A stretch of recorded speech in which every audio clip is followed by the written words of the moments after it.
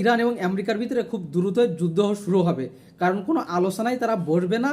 এই যুদ্ধের একমাত্র লক্ষ্য ডেস্টিনি হচ্ছে যে হয় ইরান সুপার পাওয়ার হিসেবে আত্মপ্রকাশ করে পুরো মধ্যপ্রাচ্যের কন্ট্রোল নেবে, না হলে মধ্যপ্রাচ্য থেকে চিরতরের জন্য আমেরিকা হাঁটবে। সো এই দুইটাই হচ্ছে এই যুদ্ধের আলটিমেটলি লক্ষ্য, এবং সেটাই হবে আগামী কয়েকদিনের ভিতরে বা কয়েক মাসের ভিতরে। সো সেটাই দেখতে যাচ্ছে বিশ্ব।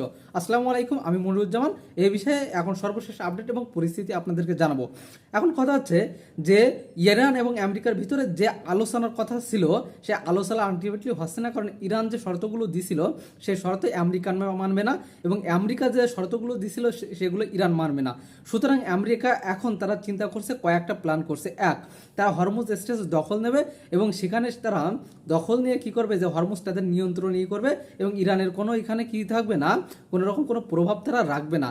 দুই, তারা কি করবে, তারা গ্রাউন্ড অপারেশন করবে, কারণ তারা দেখছে তারা নেভেল অপারেশন করে তারা পারবে না, সুতরাং তারা গ্রাউন্ড অপারেশনে যাবে। তারা কি করছিল, তাদের একটা পাইলটকে ওখানে ইচ্ছা করে রেখে পরীক্ষামূলকভাবে তারা দেখছিল যে তাকে উদ্ধার করতে পারে কিনা, বা ল্যান্ড অপারেশন এতটা সোজা হবে কিনা। সুতরাং তারা এখন সিদ্ধান্ত নিয়েছে হয়তো ল্যান্ড অপারেশন ছাড়াই তাদের কাছ থেকে ইউরেনিয়াম নিয়ে ইরানের রেজিম চেঞ্জ করবে, না হলে দুই, তারা আর একটা প্ল্যান করছে যে খুব দ্রুত ইরানের ভিতরে তারা কি করবে, এয়ার স্ট্রাইক চালাবে, এবং খুব কম সময়ের ভিতরে বিশাল ম্যাসিভ একটা অ্যাটাক করবে এবং ইরানকে তছনছ করে দেবে, যে কারণে ইরান যাতে বাধ্য হয় যে টেবিলে বসে আলোচনা করতে বা আমেরিকার চুক্তি মেনে নিতে। কারণ ট্রাম্প বলছে যে তাদের চুক্তি বা তাদের শর্ত ছাড়া কোনো কিছুই হবে না, কোনো শান্তি চুক্তি হবে না, তাদের কথা মতোই হতে হবে। ট্রাম্প আজকে টুইটারে হরমুজ প্রণালী ছবি দিয়ে সেখানে লিখছে যে ট্রাম্প প্রণালী। এর আগে তিনি কি করছিল, এটাকে স্টেজ হিসেবে গণ্য করলে এবার সে তার নিজের নামে এটা করছে। তার মানে আলটিমেটলি গোল দাঁড়াচ্ছে যে ট্রাম্পের এখন লক্ষ্য এখানে যুদ্ধ ছাড়া আর কিছু নাই।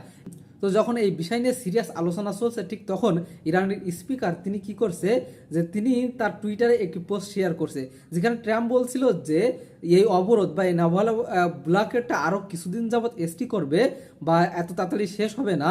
সুতরাং তার পরপরই তেলের দাম $120 উঠে গেছে $100 থেকে। স্পিকার পোস্ট করছে যে 1 লাফে 120, সুতরাং এটার সামনে 140ও হতে পারে খুব দ্রুত সময়ে, এইভাবে কটাক্ষ করে ট্রাম্পকে। এবং ইরানের সর্বোচ্চ নেতা মোস্তাফা খামেনি তিনি এখন সেন্ট্রাল থেকে সবকিছুর নেতৃত্ব দিচ্ছেন, এবং তিনি আজকে বলছেন যে পারস্য উপসাগর এবং হরমুজ প্রণালীতে নতুন নিয়ম আসতে যাচ্ছে এবং ইরান আরও স্পষ্টভাবে জানিয়ে দিয়েছে যে যেহেতু মধ্যপ্রাচ্যে তেমন কোনো সিকিউরিটি দিতে পারে নাই আমেরিকা, গত 50 বছর ধরে তাদের নিরাপত্তা দিতে পারে নাই, সুতরাং তাদের অধিকার নেই এখন এখানে থাকার, এবং পারস্য উপসাগরের এলাকায় যত দেশ আছে সব কিছুর দায়িত্ব এখন নেবে ইরান। সুতরাং বোঝাই যাচ্ছে যে এই যুদ্ধে হয় ইরানের পতন হবে, না হলে ইরান সুপার পাওয়ার হবে, এবং এখান থেকে আলটিমেটলি আমেরিকা চিরতরের জন্য বিদায় হবে।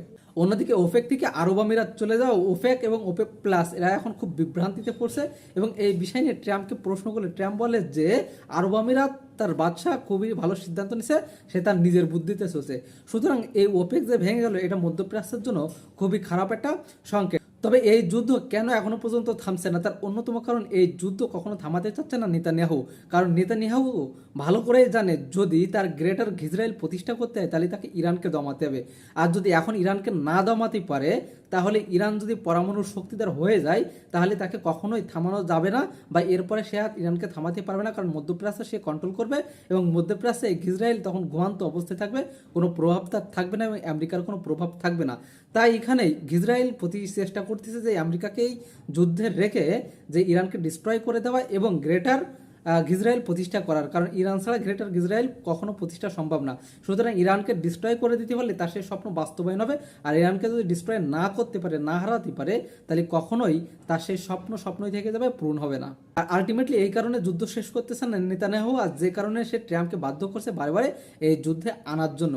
এবং ট্রাম্প বা এই আমেরিকান প্রশাসন তো এক কথায় ইসরায়েলের কথাই চলে বা তাদের আয়ত্তেই চলে। সুতরাং এই জিনিসটাই মিনস করছে যে পুরো বিশ্ব কিন্তু এখন চালাচ্ছে ইসরায়েল, নট আমেরিকা। আমেরিকার নামে সুপার পাওয়ার থাকলে প্রকৃত সুপার পাওয়ার এখন ইসরায়েল। যুদ্ধ যেহেতু কোনোভাবে থামানো সম্ভব আছে না, সুতরাং এই যুদ্ধ যদি আগামী 1 থেকে 1.5 বা 2 মাস যায় তাহলে বিশ্ব পল্টে যাচ্ছে বিশাল বড় খাদ্য সংকটে, যেখানে বাংলাদেশ অন্যতম। কারণ কি? কারণ অন্যতম হচ্ছে মধ্যপ্রাচ্য থেকে বেশিরভাগ গ্যাস আনতে পারছে না, এবং সিলিকন আনতে পারছে না, এবং অন্যতম সালফার আনতে পারছে না, যেগুলো সাধারণত ব্যবসায়িক কাজ থেকে পাশাপাশি খাদ্যদ্রব্যের পরে প্রচুর পরিমাণে প্রভাব রাখে, এবং খাদ্য তৈরি উপাদান তৈরি করতে বা খাদ্য তৈরি করার বা খাদ্য সংরক্ষণ করার জন্য এই উপাদানগুলো প্রচুর পরিমাণে লাগে, যে কারণে এইগুলো আনার সংকট পড়ে গেছে, যে কারণে আগামীতে বিশ্ব খুব দ্রুত সময়ের ভিতরে বিশাল বড় খাদ্য সংকটে পড়ার সম্ভাবনা রয়েছে এবং যার ভিতরে অন্যতম আছে বাংলাদেশ।